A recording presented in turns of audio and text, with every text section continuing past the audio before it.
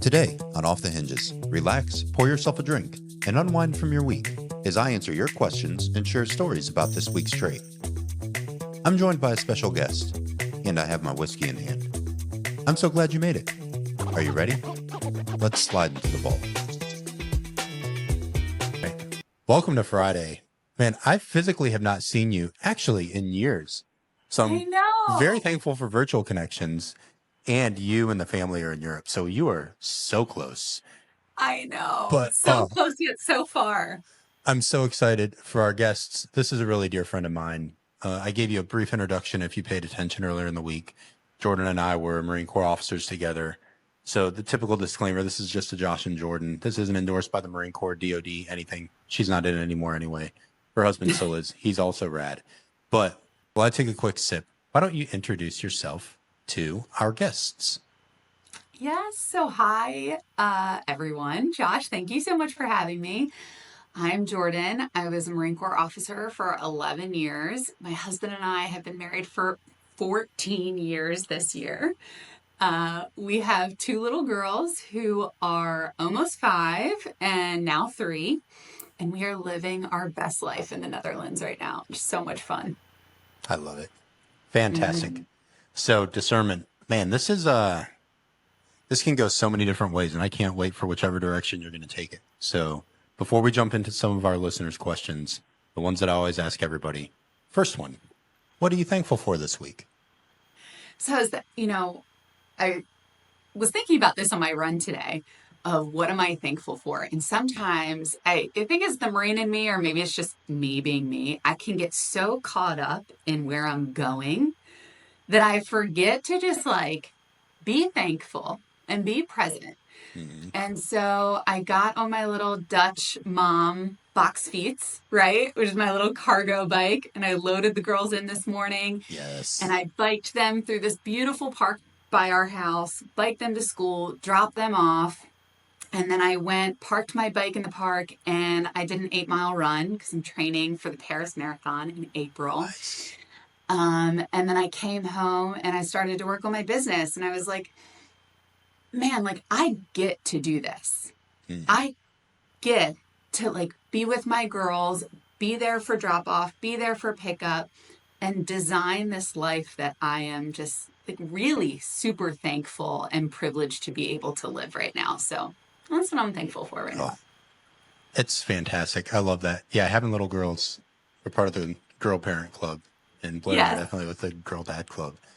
But yeah, just spent some time with my little one, Karina, a little 2-year-old. She's getting ready for bed, and the other girls are doing something. So it's just so good. There's nothing better than just spending time with them and being able to step back and appreciate, especially with our lives, deployments. That wasn't always the case, is to be around family as much as maybe we can in this season of life. And it is beyond life-giving to me. It's everything. It's just so good. Oh, I love it. Okay, next. What are you learning this week? What am I learning? It's funny. I'll talk about this a bit in discernment, but I am definitely practicing my own discernment when I'm going to speak up and when I am not. But what I am learning is my presence in the things that matter most to me. So learning how to really ground myself in the moments of importance. So grounding myself in those moments with my daughters. And now 4 and 3-year-old little girls are not to be trifled with. I am not trying to pretend every morning over here is Mary Poppins with my little bike, dropping them off to school, because it is not it. But really just appreciating and realizing that this time is fleeting. So I'm definitely learning my own presence and being okay with that. That's fantastic. Yes, and little girls are nothing to be trifled with, not even slightly, dear Lord. Whew. Mine are 8, 6, and 2, and whew. Yeah. Next question. We'll move on from that one because that could be, we could park there for a long time, my friend. Wow. But I feel you on that. Yeah. So as we get ready to head into this weekend, how do you hope to grow as hopefully you can find some time to maybe rest, reflect? How are you focusing on that? Yeah. So I mentioned running um, has been such a saving grace for me over the past couple months. Um, I had actually I had experienced several miscarriages before I got pregnant with Mhm. Ellie. And so when I finally did get pregnant with them, with Ellie, and then we had Jolene not too long after. I didn't work out through my pregnancies, and I didn't necessarily get. I was too scared to. I knew it was safe, and I know all the research behind like working out during your Yeah. pregnancy is actually great for you.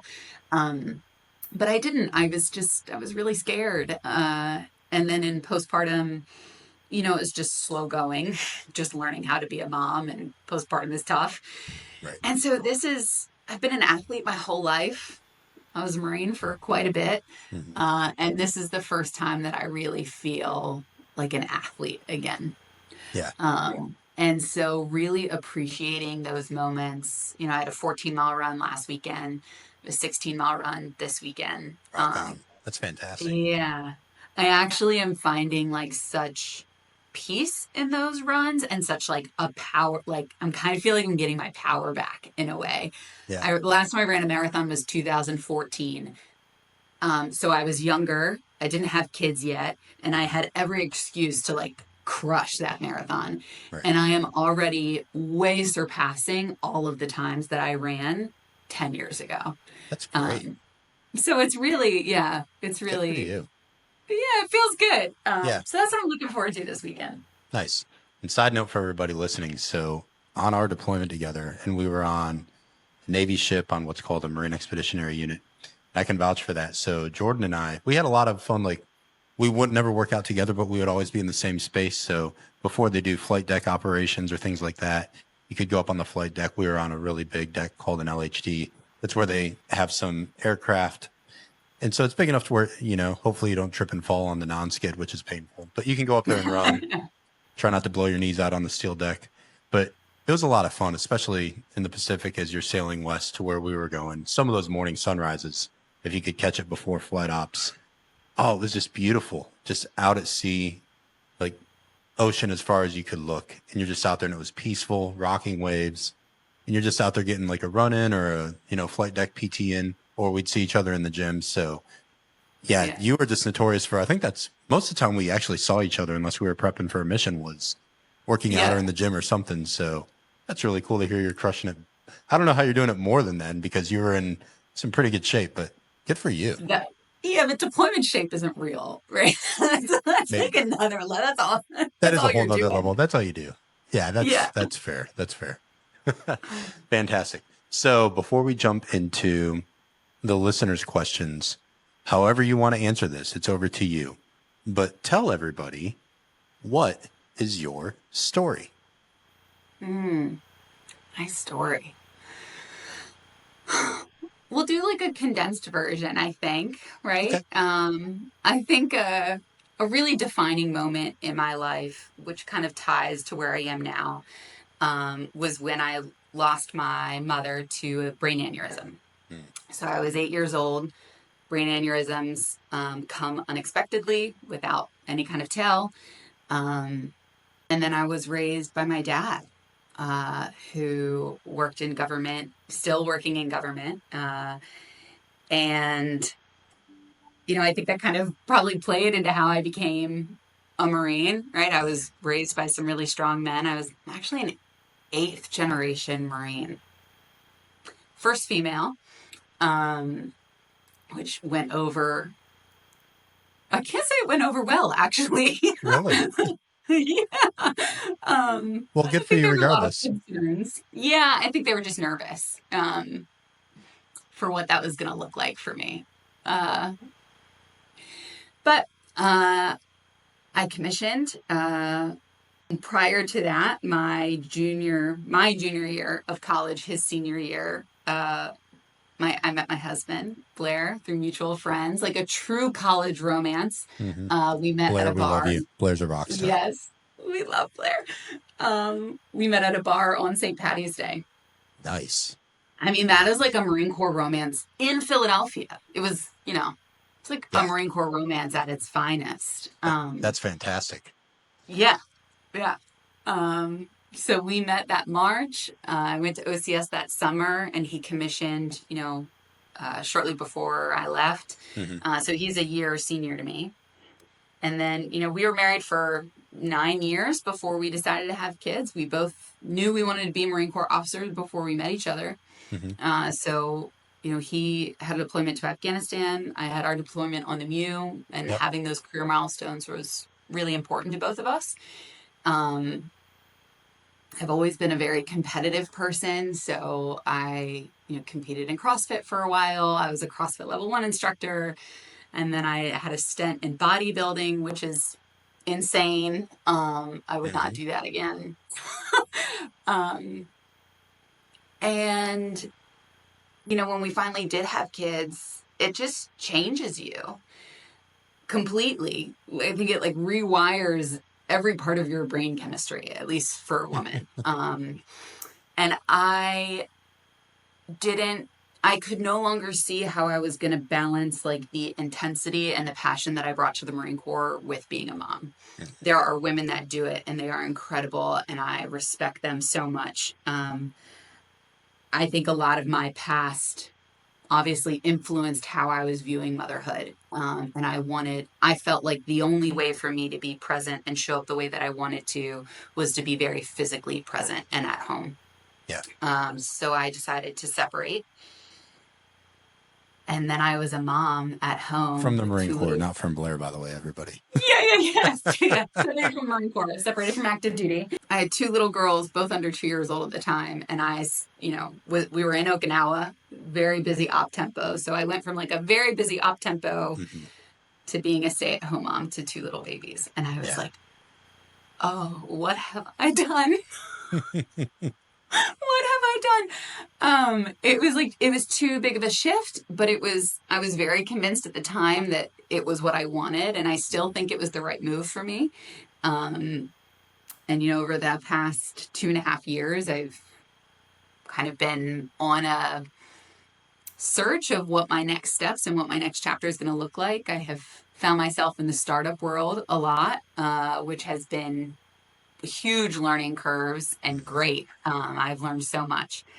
And then, last fall, I kind of decided to branch out on my own. And, I'm in a ICF coaching course right now, and looking to provide coaching and consulting services around parental leave, actually, which has been really empowering and really awesome to take forward. So, yeah, I guess that's me. That's my story. That's who I am and where I'm at right now.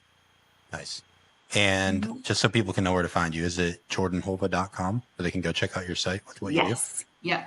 There's your shameless plug. I'm happy to promote you. Yeah. Thank you. And especially another person who's doing coaching correctly, because you know what? I'm just going to throw this out there. There are a lot of people that say they're coaches.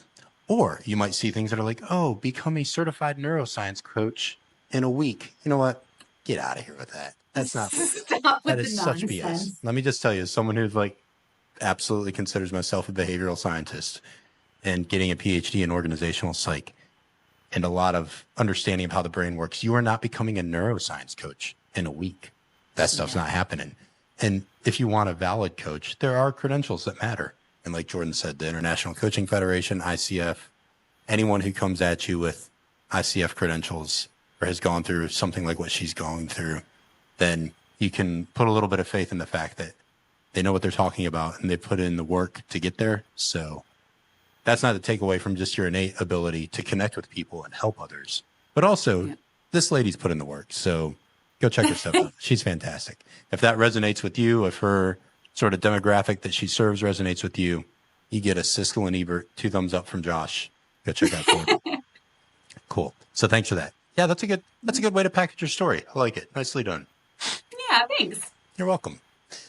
Okay. How would you frame or describe discernment in your own words? How does that resonate with you?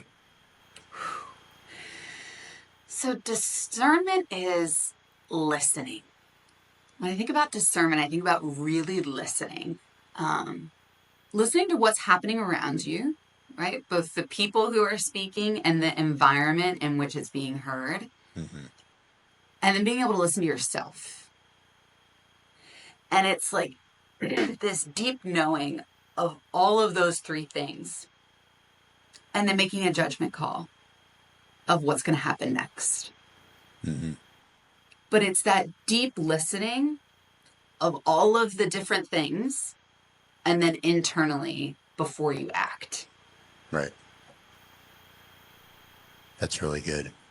Yes, so much of discernment. I framed it on Monday, and the question that I ask people is, who is directing and establishing each step you take?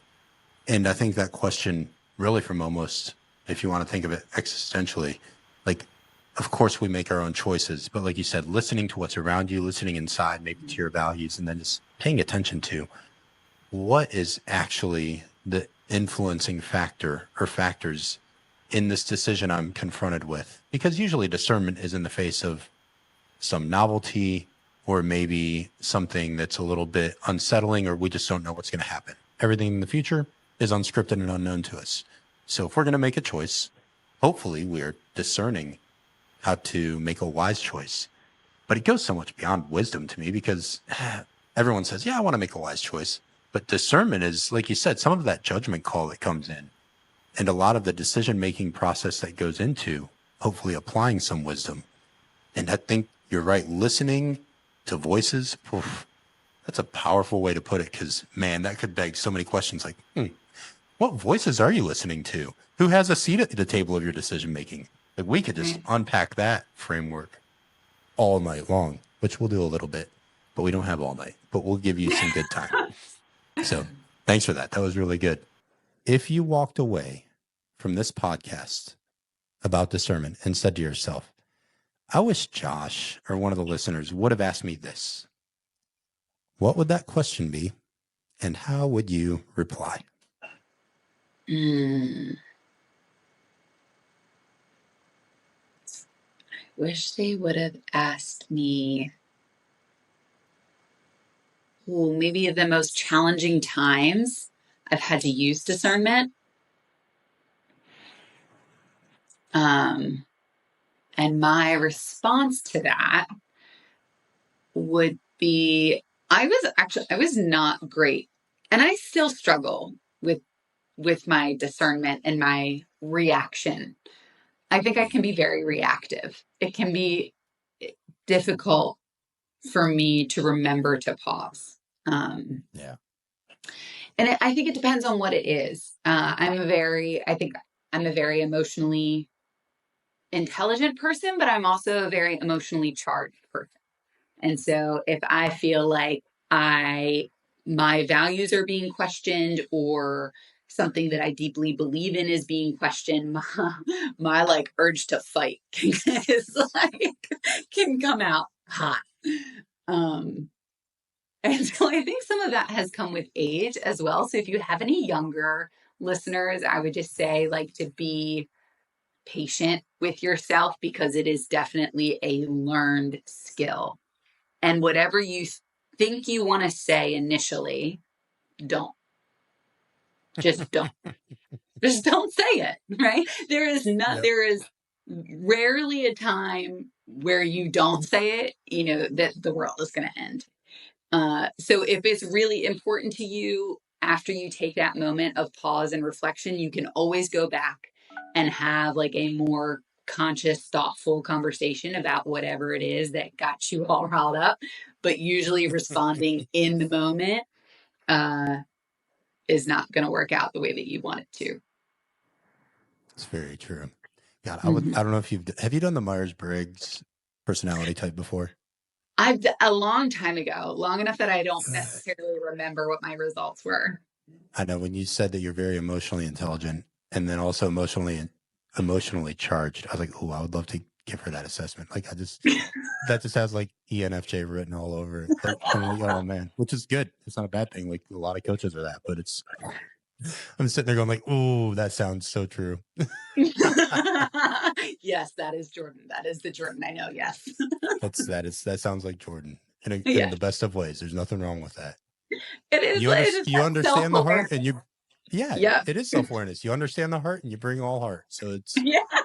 not throwing shade on it. It's good.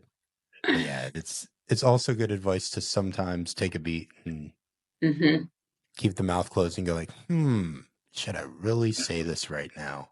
Yes. But to me, it's the balance of reactions and responses. Reactions feel good, but chasing good feelings, especially in maybe a discourse, isn't always the best thing to do because it feels good. You're probably just like getting your quick win, which I'm so tired of that word. I don't know why I just use it. I really can't stand it sometimes. In arguments and in business, like quick wins, like come on, I don't know. Like maybe you should be a little bit more thoughtful in your response than quick in your reaction. Yeah. So yeah, that's really smart. So before we close this up and I close this out, over to you for any final thoughts or words or anything you'd like to say. I think I'm just really appreciative. I think, we've maintained a connection kind of over, it's been 10 years. It has been 10 years. It was 2015 was our deployment. It sure has been. Look at us. A decade in the books. Look at us go. I know. So just the power of connection is to just like remember that of especially right now, I feel like everybody needs some real connection. Like not social media connection. Social media is great. It's awful. It's awful. It's that. It's also great It's and awful. also awful. It is both of them. Yes. It's great, but it's also not great. And it's really a challenge right now. So that's another thing that I'm working on for myself is establishing better limits for my own social media consumption. I am on it a lot for business right now. Sure. But as a consumer, it can be really overwhelming. And so remembering, I think that was one of the most beautiful things about the Marine Corps is that you don't know everyone's story. And everyone's story is vastly different and nuanced and amazing and powerful. And like, there are Marines that I will never, ever politically align with. It just like won't happen, right? Like, we just have different views. Sure. And I would also drop anything in a heartbeat for any Marine anywhere ever if they ever needed anything. Right. And, connecting with people through real conversation, even if that's through FaceTime, I still think that's more real than social media, is just for we as people to not lose sight of the humanity of each other and the power of connection and conversation and approaching that with humility and discernment and being able to pause and truly listen to what people are saying and the context in which they are saying it is really important. Absolutely.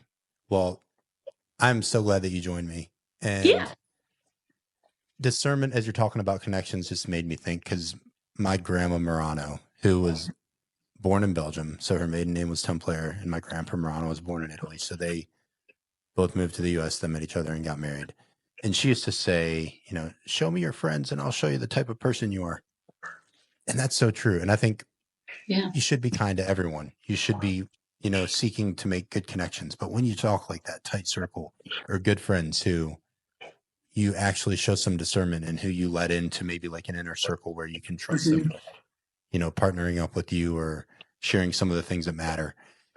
And I do appreciate that about you and our friendship is just, it is something that even over time, it's very quick to connect. It's easy to pick it back up in stride. And it's just a very natural, caring heart that you share with others to where I'm very cautious about this. And this is how I always close this out because this is always for the 4 women who matter more than anything else in this world to me. So Laura, my wife, and then my daughters, Aria, Alessia, and Karina. This is to leave them something to where they can look back and say, ooh, Dad was doing something. And it was with people that he loved and connected with. And they were trying to leave something for us to help us and to be a good resource in life to help us build virtuous lives off of. That's the whole purpose of this. And hopefully it helps others. But even if it didn't, that would be my why.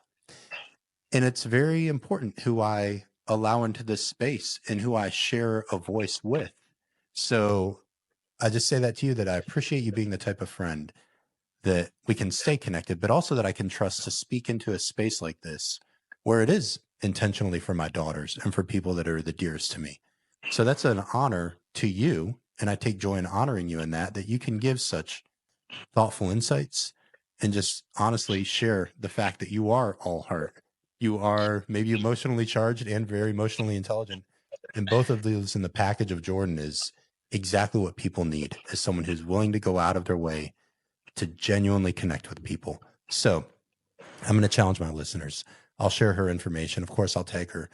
But when someone's trying to get started like Jordan is, or like I am with what we're doing with coaching and trying to really help people and humanity out, go follow her stuff. And if you like her stuff or you like the things that you hear, share it, because there are so many consumers in this world that it actually means a lot to someone who's trying to get started as a mom of young kids and start off on this coaching venture. She needs support. So I will give her a shameless plug.